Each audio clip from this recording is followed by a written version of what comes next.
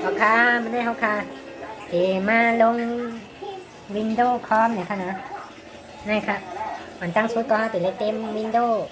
อันเท่าค่ะจานเอามาไว้ในได้อันนี้ค่ะนี่ค่ะคอมก็เป็นของ ASUS เนี่ยค่ะนะมันเป็นช้างเนี่ยเพราะว่าเปิดขึ้นมายาวเนี่ยมันก็ขึ้นจอผ้าติ๊กๆนั่นขนาดมันแก้ปัญหามันหยาบค่ะเลยก็เลยเอาอ่างติดลง Windows ใหม่เอาในค่ะนะแก้ปัญหามันง่ายที่สุดเดียวกันนี่ค่ะเอาค่ะก็เต็มไว้อันนั้นสิเอาก็ติดมาเชฟนั่นค่ะนะมันตั้งชุดก็เป็นโน้ตบุ๊กในจะได้เชฟไว้บนไฟมันไม่ตั้งค่ะนะตัวไฟมันตัวแบตมันหมดนั่นค่ะก็เชฟไว้ปานแล้วก็อันนี้ก็ก่อนจะเปิดก็เชฟไว้กำเหนียวไรค่ะนะตามด้วยค่ะ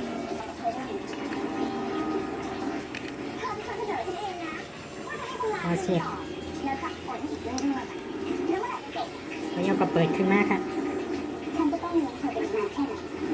เข้าบูตเมนูกันนะ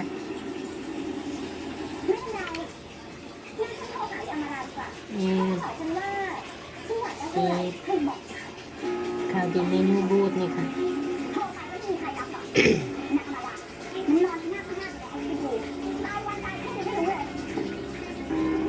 นับเปลี่ยนเป็น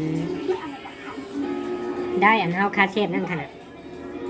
ให้มันบูตขึ้นมาได้ค่ะนะในบูตออปชั่นนึงนี่ค่ะก็ยังก็ดิกกดเชฟในบันเชฟ NX feed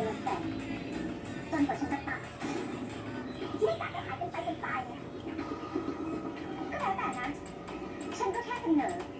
แต่เมื่อไม่ได้รับการตอบสนองจะเกิดอะไรขึ้นก็ไม่รู้นะ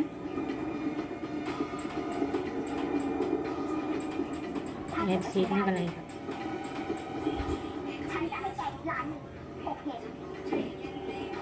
เซตอัพกับ1,000นี่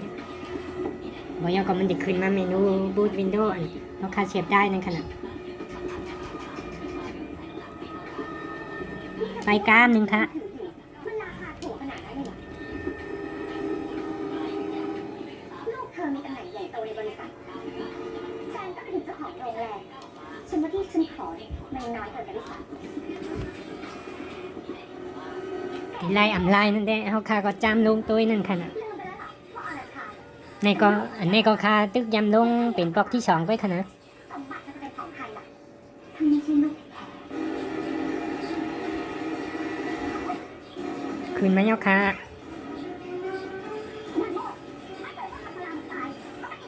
นี่ก็เป็นภาษา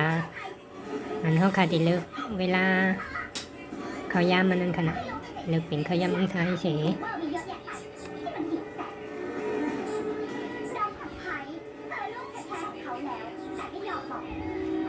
ลูกตัวเองจะไม่ได้มาแล้วจบ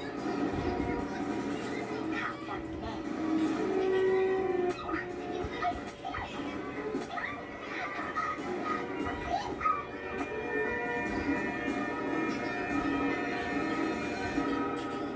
ไอ้อย่างกูเป็นข่าวได้แล้วแกจะไม่ได้อะไรเลยไทยแลนด์มีที่ไหน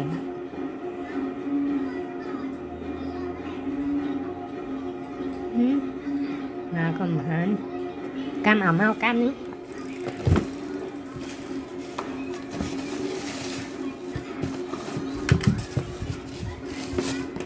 ต้องใช้เมาส์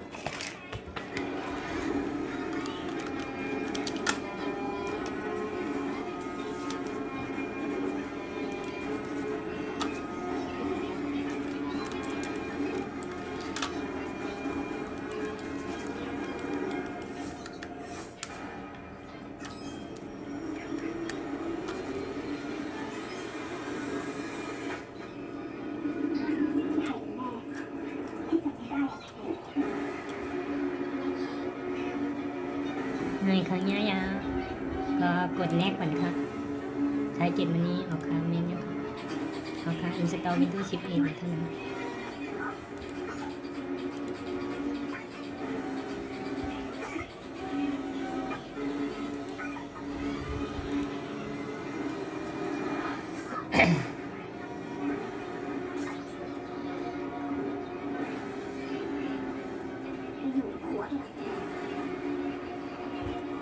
กดไปแอคเซส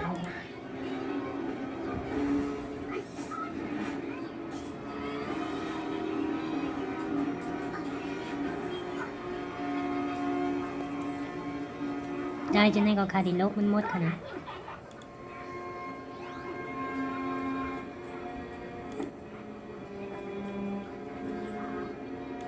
partition ลบออกไปมันหมดครับ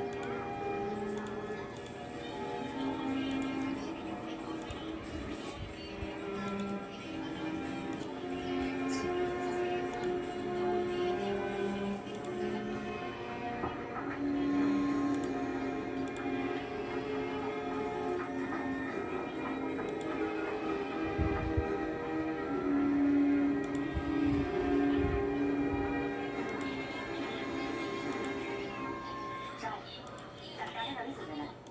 ผมพูดในธนาคารเสร็จแล้วเรื่องผมพร้อมผมจะเอาทองคำเข้าแบงค์แค่นี้ก่อนนะคุณเป็นอะไรเหรอครับถึงมาหาผมที่นี่ลินมาให้แน่ใจว่าหลังจากที่ลินจ่ายเงินไปลินจะได้เป็นหุ้นใหญ่ทองคำแน่นอนครับคุณเลนคุณจะเป็น CEO ทั้งสองบริษัทเลยนะอ๋อแล้วเรื่องดอกออนะคะไม่ต้อง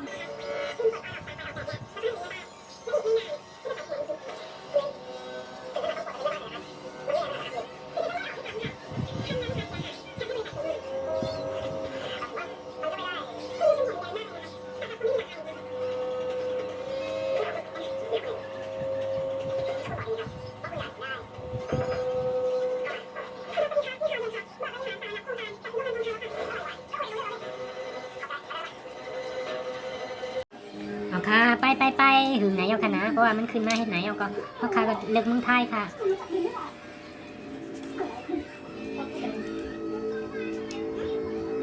นี่ก็คีย์บอร์ดมันค่ะนะเอาค่ะก็เลือกเป็น US ก่อนค่ะอันนี้ก็เข้าก็ติดข้ามไปก่อนค่ะนะเพราะย่ามันก็ย้อนไม่ไฟเนี่ยค่ะ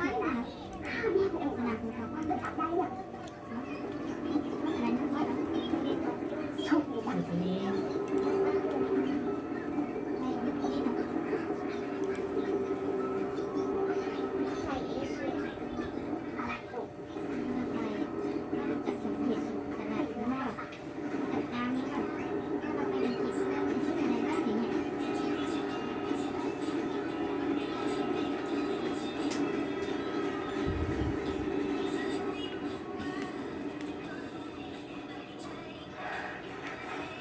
นี่ก็ไปกันค่ะ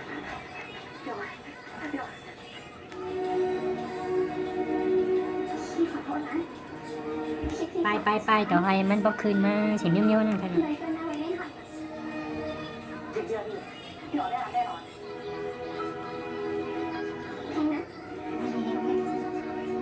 ขอบคุณมากนะมุดที่ช่วยหาหลักฐานจนตำรวจยอมปล่อยตัวออสผมรักวันนี้มีตลอดตั้งแต่รู้ว่าเกิดเรื่องคือดี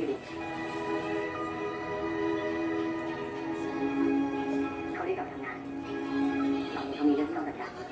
เรากลับไปด้วยเดี๋ยวก่อนครับนี่ของมีค่าของคุณเราเก็บได้ครับขอบคุณนะครับ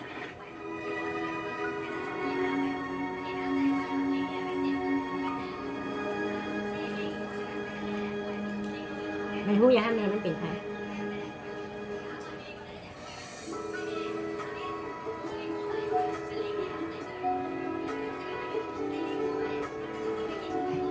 แม่มันก็ไม่รู้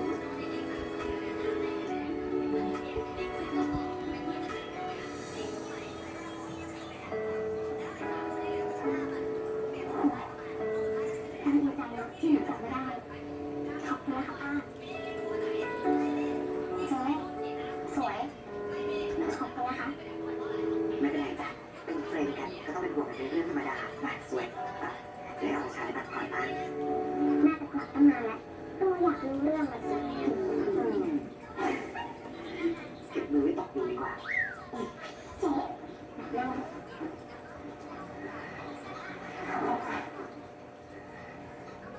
ป้าคะวันนี้ป้าได้ไปเยี่ยมเกศอมราหรือเปล่าคะโหยังจะบอกคนอื่นอีกป้าก็จะไปถามอาการทุกวันแล้วไงนี่ ไปกันหนึ่งค่ะ เจ้าหน้าที่เขาก็บอกว่าอาการเนี่ยแสบๆยังไม่รู้สึกตัวเลยแต่ที่แย่ไปกว่านั้นคือเขาบอกว่าคุณรีจะเอาคุณอัมกลับไปดูแลเองที่บ้านไม่ได้นะคะถ้าอยากคุณอัม มันขึ้นมาย่อค่ะนะ ใช่พี่กับแม่เขาจะทำยังไงกับคุณน้าอัมได้เขาคิดอย่างนั้นเหมือนกันนะ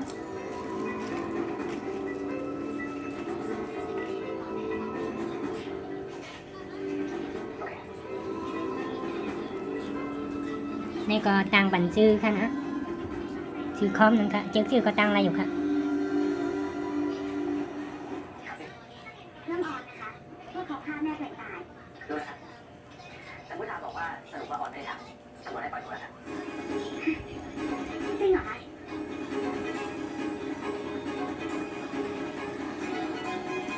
อันเนี้ยเอาโทรศัพท์มาแป๊บ บอกครูนะเมื่องานผลไม่ต้องเป็นห่วงเลยป้าพูดขอบคุณสำหรับทุกอย่างนะคะป้าได้ไม่เป็นไรเราก็คุยกันเองแต่จะว่าไปวันนี้คนที่น่าประทับใจคนก็คือกระดิ่งนะก็เขาเนี่ยเล่นอ่อนทั้งวันเลยจะหาข้อมูลตอนติดหาหลักฐานเขาเป็นคนดีมีน้ำใจคนดีนะลูก โอ้อีกแล้วพี่เหนื่อยแล้วน่ะพี่เหนื่อยนะมองเมย์พี่ก็มองเมย์น้องก็มองเมย์แต่มองเมย์คนละเรื่องคนละอย่างไม่รักน้องนี่ไม่ ได้เอาไปเลย บีก็เกินนะกับบีแต่ไม่รัก ได้แล้วจ้ะ เดี๋ยวออน เอาไปดูได้ไหม ขอป้าดูสร้อยเส้นนี้หน่อยสิ เก็บเลยไม่ต้องขาย ไปแล้วไป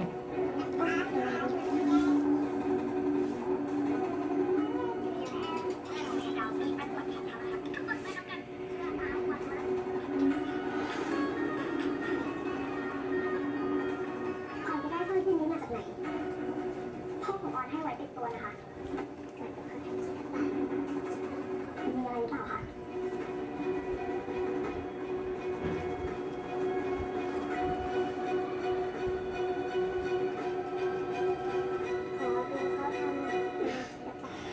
ไม่มีอะไรจ้ะป้าเห็นแบบมันแปลกตาดีถ้าอย่างนั้นออนขอตัวไปนอนก่อนนะคะไปเถอะจ้ะเหนื่อยมาทั้งวันแล้ว มาติดมากครับ ราคาก็ไม่ได้คืนมานานหน้ายาวค่ะนะ ได้รูปร่างอกราดไว้ ก็คืนมาหน้ายาวก็ใช่เป็นอีเมลนี่ค่ะ สวยงามน่าทานมาก เพราะอันมีเนี่ยก็ข้ามไปก่อนก็ได้อยู่ค่ะนะก็ค่าได้แต่ใส่ค่ะ งานผู้ป่วยต่อเนื่องตลอดจนโครงการเฉลิมพระเกียรติสมเด็จพระกนิษฐาธิราชเจ้ากรมสมเด็จพระเทพรัตนราชสุดาสยามบรม นี่ รา ก็ ช ข้า กุ มไป มารี เช็คค่ะ ในโอกาสทรงเจริญพระชนมายุ 70 พรรษาอาทิ จะ โคร ใส่ งการ ร ตร หั ว ส จคัดกรองสุขภาพตาผู้สูงอายุ โครงการตรวจคัดกรองสุขภาพเชิงรุกโสตสอนนาสิกในผู้สูงอายุ โครงการเสริมสร้างภูมิคุ้มกันต่อโรคไข้หวัดใหญ่แก่ผู้สูงวัย โครงการคัดกรองภาวะมวลกล้ามเนื้อน้อยในผู้สูงปฏิสัมพันธ์ทางสังคมโรงพยาบาลจุฬาลงกรณ์สภากาชาดไทย และการสาธิตการประกอบอาหารสำหรับผู้สูงวัย มีนักโภชนาการแนะนำการจัดอาหาร เน้นสารอาหารครบถ้วนรสชาติน่าจัดและปรับให้เหมาะสมกับโรคประจำตัว ทั้งนี้ในช่วง10 ปีที่ผ่านมาประเทศไทยก้าวเข้าสู่สังคมสูงวัยอย่างสมบูรณ์ การที่จำนวนผู้สูงอายุเพิ่มสูงขึ้นอย่างต่อเนื่องทำให้มาดำเนินชีวิตหลักบูรณาการ อันได้แก่หนึ่งศีลเป็นหลักการพัฒนาความสัมพันธ์กับสิ่งแวดล้อมทางสังคม 2. สมาธิเป็นหลักการพัฒนาจิตใจ ให้มีสมรรถภาพและประสิทธิภาพในการคิดพิจารณา 3. ปัญญาเป็นหลักการพระราชวังได้มีแถลงการณ์เรื่อง 65 และแพทย์โรงแรมเกิดการรักษาผู้ดำเนินขึ้นเป็นคงถวายพระโอสถปฏิชีวนะ เพื่อควบคุมการติดเชื้อจังหวัดในอำเภอซึ่งเป็นตัวแทนราษฎรและเป็นขวัญกำลังใจ ในโอกาสนี้องค์คมนตรีได้เชิญพระราชกระแสสู่วัดและสมเด็จพระนางเจ้าพื้นที่เสียหายในอำเภอแม่แจ่ม4 ตำบล 15 หมู่บ้านราษฎรไม่มีกำมะล้ออย่างข้ามดวงสาวเบลล่า ถือว่าติดตั้งเรียบร้อยยาวเลย เพิ่มมุกไปอย่าง เพราะติดตั้งยาวๆเนี่ยมันจะขึ้นมาเรื่อยๆนะมันอันไปมีอีสานเลยค่ะก็ตัวมีดีบ้างช่องจิตช่างไปเลย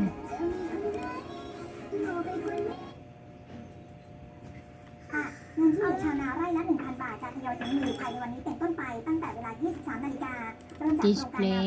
นาปรัง2568 ซึ่งมีเกษตรกรได้รับสิทธิ์กว่า 210,000 คนวงเงินกว่า 6,280 ล้านบาท โดยเงินจะโอนผ่านธนาคารเพื่อการเกษตรและสหกรณ์การเกษตรหรือธกสเข้าบัญชีชาวนาที่ยืนยันตัวตนผ่านแอปพลิเคชันทางรัฐเรียบร้อยแล้ว ด้านนายปราโมช เจริญศรีสินนายกสมาคมชาวนาและเกษตรกรไทยได้เปิดเผยว่าชาวนาไม่เห็นด้วยกับการบังคับให้ลงทะเบียนผ่านแอป ติด ทาง ต่อ รัฐ ไอค เพราะ อน ส่วนให สิ ญ่ไม่มีสมาร์ทโฟ ก่อน นให้ค่ะมา และไม่สามารถเข้าถึง เอาขึ้นไป การกำหนด จะได้ค่ะนะ เพิ่มก็ยิ่งทำให้เงินช่วยเหลือที่รอคอยมา 5-6 เดือนเลื่อนออกไปอีกขอให้มีแก่เกษตรกร Recycle คอมพิวเตอร์ ดูปัญหาของรากหญ้าบ้างได้เวลาของสเก็ตข่าวนะคะวันนี้คุณสอนสวรรค์มีเมนูอร่อยมาให้ชิมกันค่ะ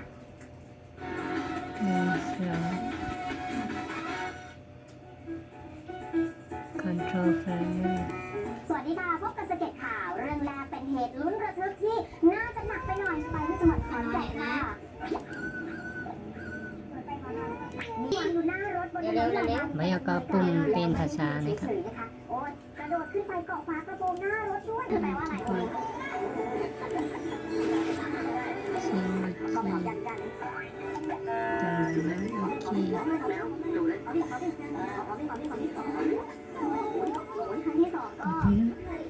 นายก เห็นมากขึ้นรู้สึกว่าทำงานด้วยกันแล้วเหมือนมันไม่เกรงกันแล้วอ่ะเหมือนเราก็สนิทกับพี่เขาแล้วเราก็รู้สึกว่า การเล่นลูกไม้มัน เรียบร้อยแล้วค่ะนั่นครับ ต้องไปอัพสกิลการแบบว่า